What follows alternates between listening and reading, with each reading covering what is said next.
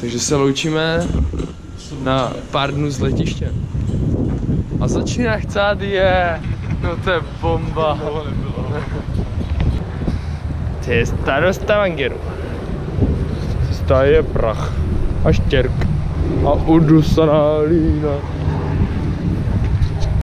862. kilometr. Nohy bolí, hlava nezvládá, tělo odpovídá činnosti. Ale my jdeme. My se toho prostě nebojíme. Což ne? Ty 2 hodiny, 2,4 hodiny. Bomba. Bomba. Co pak, Henky? Já bych chtěl, aby vy dva jste přestali mluvit. Hlavně ty. Myslím si, že to se ti nesplní. Stavka číslo 2. Stop zatím neúspěšný. Spoléháme se na vlastní nohy. Tesla nám nezastavila. Asi. Špejdi. Já chci něco říct, Henky.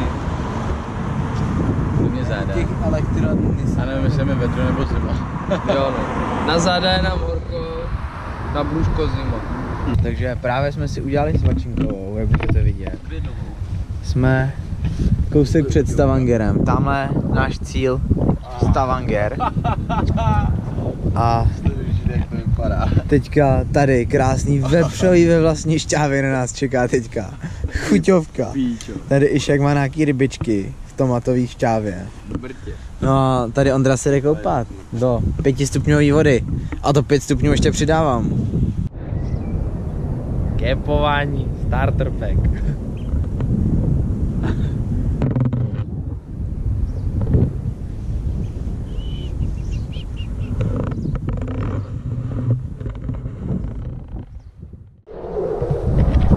Šlofíka máme za sebou a jdeme dál.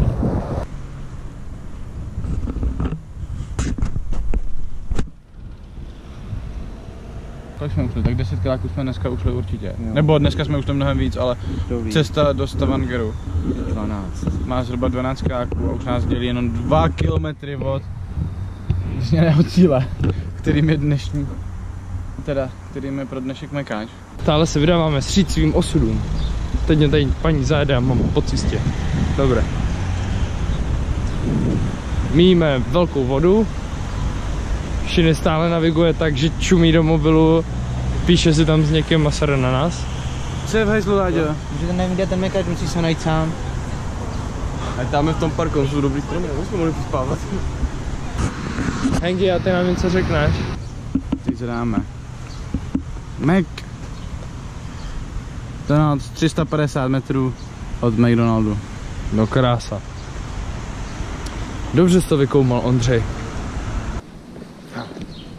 Henky, kam míříme? A těšíš se tam?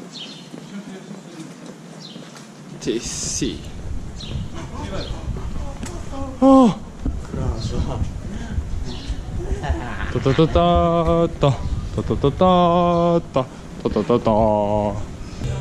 Zastávka v Mekáči je zatím docela úspěšná. Akorát vypnu jenom dole, co to je za Mekáč, prostě norové. A všechno to stojí asi miliardu. Ale je to teplý. Další úplně random socha. Admiral Cornelius Cruise. A Loďa! A Tomáš! Umři. A Mk teda!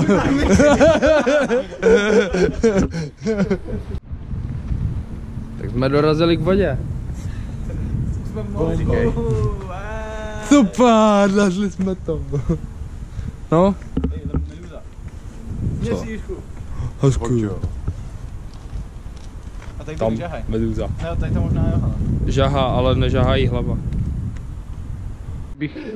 Takže ahoj, momentálně bych svoji náladu popsal asi tak, že jsem maximálně rozhořčen kvůli tady těm dvou ichtylům. Je 11 hodin večer a my jsme s Láďou našli jsme docela, všichni společně docela dobrý místo na spaní. Pod střechou nikdo tam nebyl, byla tam loď. A Išek se šel s Tomaskem projít a napadlo je, že bychom mohli spát tady pod střechou, že tady oni by si natáhli hamaky a my s Láďou bychom si tady prostě dali celty na zem a spacáky. Jenom tak pro info, tamhle je obytný blok, kde bydlí asi 1 milion norů, tamhle je obytný blok, kde bydlí asi 2 milion norů a tamhle je týpek Rasmus Admusen, který se na nás před chvilkou podíval a koukal by tady Tomaskovi s Iškem do ložnice. Takže my díky tady těm čup, jdeme zpátky do našeho původního místa a prostě budeme spát tam a tady ty dva čeká ještě nějaký trest. Musíme ale doufat, že ta paní už dokončila úklid, jinak nám taky naruší ložnici. Wow, takže jdeme další asi 3 kilometry zpátky. Wow. Tak momentálně asi 5:30 ráno. Už jsem teda zhůru, kluci to ještě zalomili. Ještě už koukám taky. Ranní ptáče dál skáče. Třeba tady do fjordu by mohl doskákat. No. Jako noc luxusní.